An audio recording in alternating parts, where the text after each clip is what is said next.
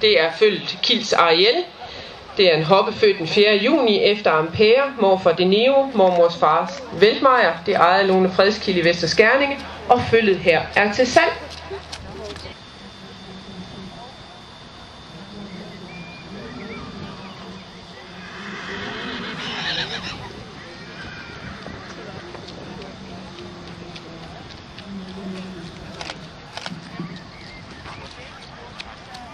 Bare stille og roligt ned langt.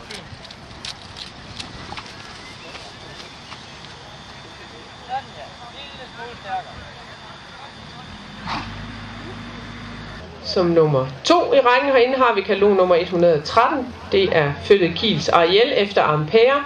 Hoppefølge fra den 4. juni efter Ampere, morfar Deneo, mormors far Veltmeier og ejer af Lone Fredskilde i Vester Skærninge. Så har vi katalog nummer 127. Det er Hjorts Listel. Det er et hoppefølge fra den 13. maj efter L'Espinoir, morfar Rosario og mormors far Metternich fra Studeri Hjort i Pejrup. Så har vi katalog nummer 131.